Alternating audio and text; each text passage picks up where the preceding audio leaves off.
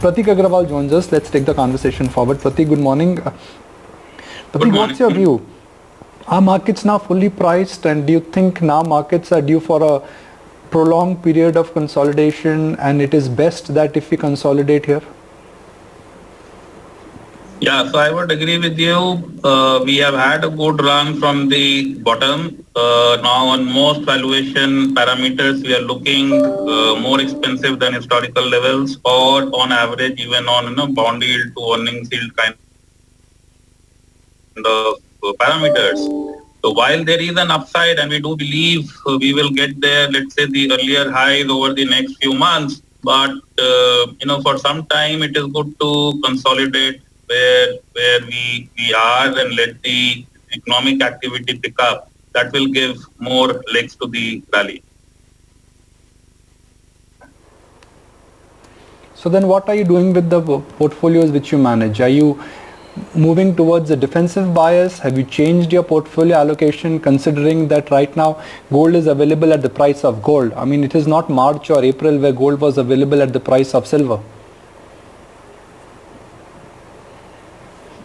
So we have actually reduced the defensiveness of the portfolio. Okay, if you believe that being in consumer staples was being a very defensive positioning, while we have retained most of the names, we have taken money off the table as a natural process of rebalancing. So our consumption portfolio weightage has come down, and we have introduced more of technology services, chemicals, and pharmaceuticals.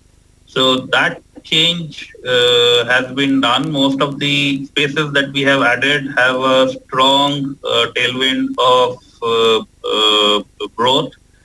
These spaces should do well this year, and the growth should continue into the new year, next year as well. So with that thought, we have changed some bit of the portfolio. Moving away from consumption, was mostly on valuation considerations.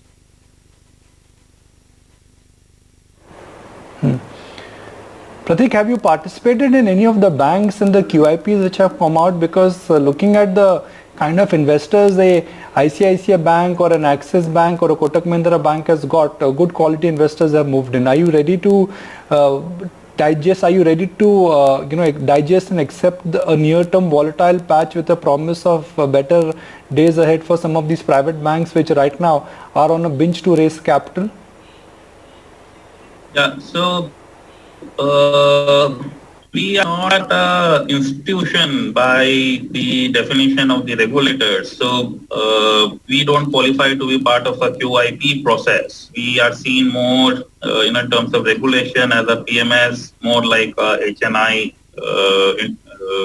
entity. So no, we have not participated in the QIPs, but that said, we have exposure to some of these names. We like retail financial businesses. We have actually bumped up our financial sector exposure, mostly on the retail side, both on the NBFC and banks and insurance. Actually, all three spaces we have increased the TAT. Insurance would benefit from much better awareness itself for life insurance and health insurance spaces, and they are the more profitable spaces whenever normalcy comes in. Retail financials, let's look at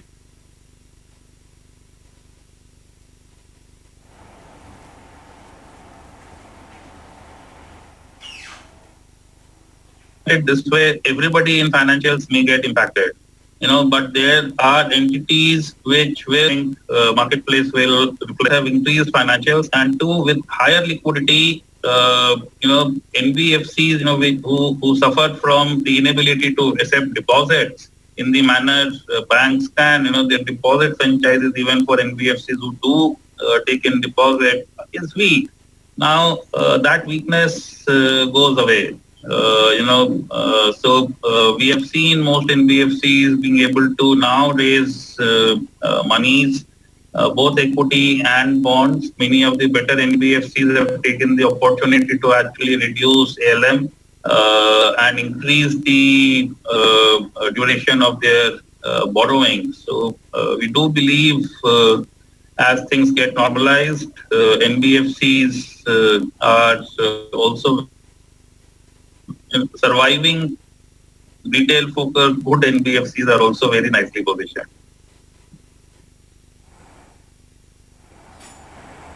Sure.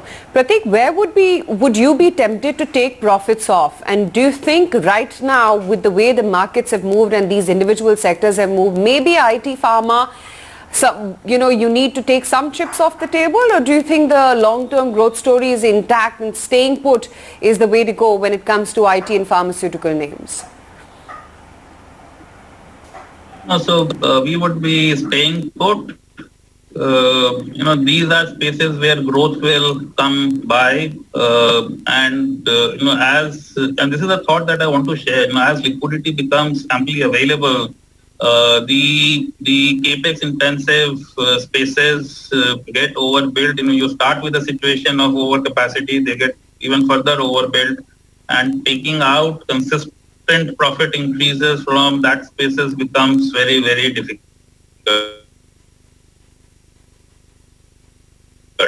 So spaces where one can build a scenario of continuous longs would command higher valuations in the marketplace. That's our belief, and with that, we want to be with such spaces. Technology, pharmaceuticals, specialty chemicals, and even consumers and retail, financials, insurance are these spaces of choice for us.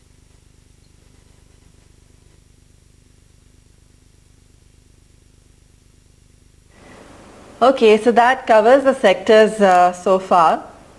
And Prateek, what are the major triggers that you'll be watching out for now going forward? I mean, globally, of course, we are aware of what may take place in terms of elections, etc. But what about back home? What's the next trigger according to you?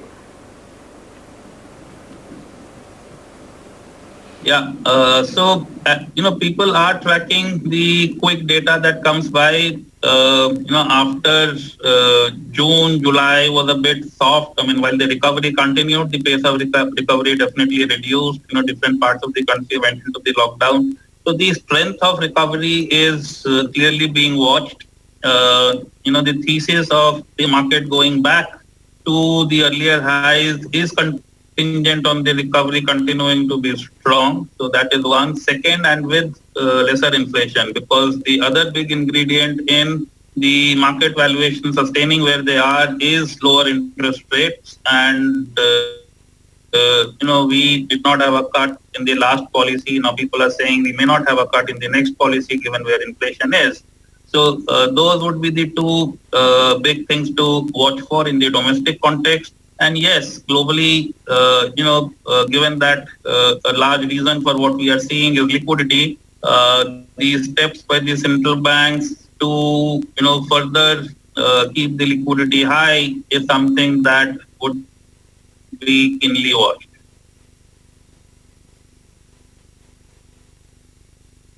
And while we've sort of understood the sectoral exposure, Prateek, given the bounce that we've been seeing in broader markets now, would you also start to expand, some of your picks, or would you still stick to perhaps those frontline names, given the uncertainty also that continues?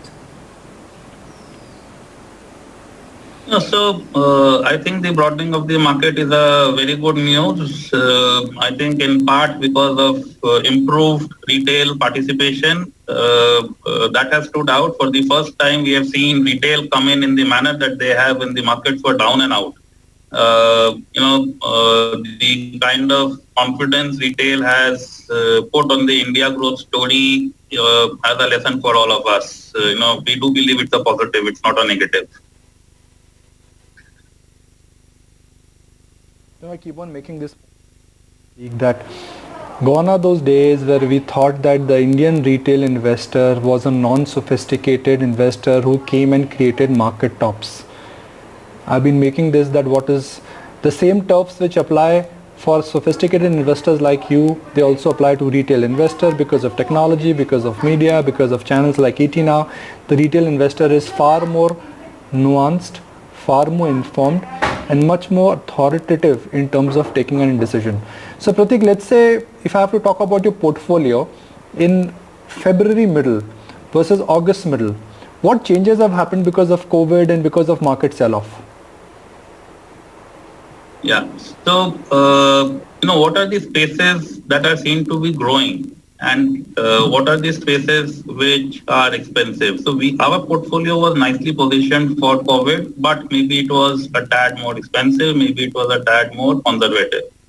So, de facto, if you see our positioning then and now, you will see close to 10% taken off consumption names, and that going into technology, pharmaceuticals, chemicals, and retail-oriented financial. So that's the 10% swing that has been very visible. I was speaking to a very large private banker, Pratik, and his view was that, and this is one of the top banks, his view was that, look, I don't worry about corporate moratorium so much as much as I worry about retail moratorium, because in India we've not seen a real down cycle in a decade now, over a decade, and we've not seen a down cycle in retail. And let's be very clear, Pratik, here that retail job losses are there, retail salary cuts are there, retail bonuses are not going to be there, and retail income, which was growing at a steady rate because of inflation and other factors, is not going to grow. So do you not worry about banks and financial institutions which until now have made great franchises on the retail portfolio, whether it is Bajaj, HDFC Bank, even ICICI Bank now?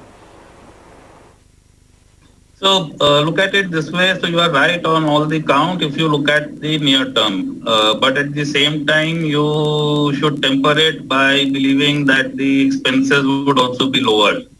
And this is something that we are hearing. Since the expenses are lower, for many people, the ability to service debt is that much higher.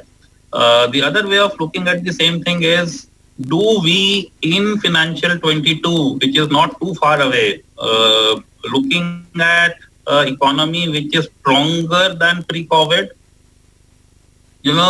Typically the answer to that would be yes. We are talking of April, May, June kind of a period next year. And while I said that, already in the festival season, auto guys are planning all-time record production. So there is some degree of conservativeness in what I am saying. It is not an aggressive statement. Now, if we believe that the Indian GDP levels, the growth outlook would be similar to what we saw pre-COVID, then that would be achieved only with people back on jobs. Okay, that will be achieved by salary cuts getting restored.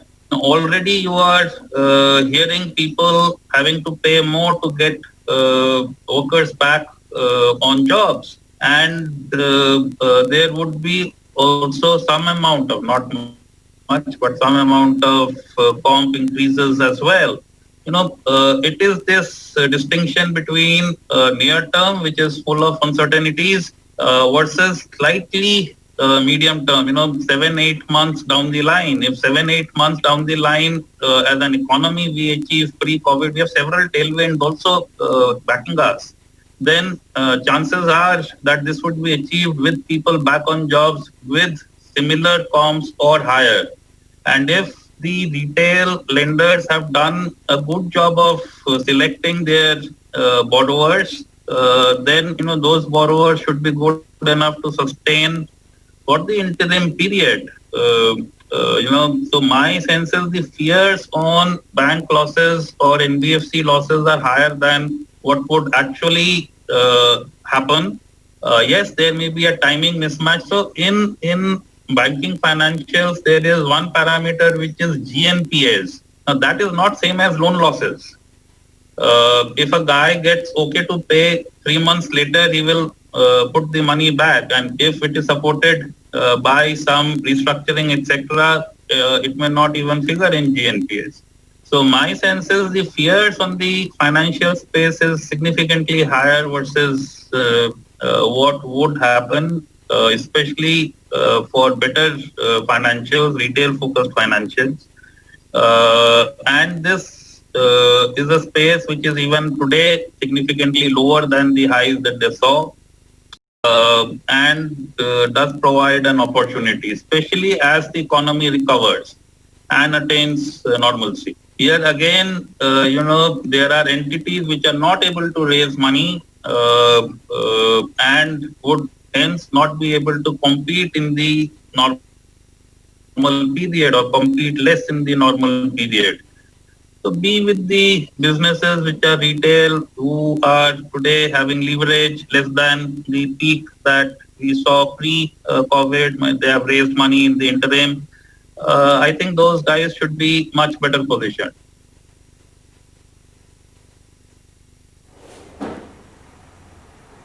Okay, Prateek, good to have you on the show. Thanks as always for taking the time out. Meantime, here's a word from market veteran Shankar Sharma, who believes that gold comes with better risk returns and hence must be a part of portfolios. He also believes or advises first-time investors to learn arithmetic of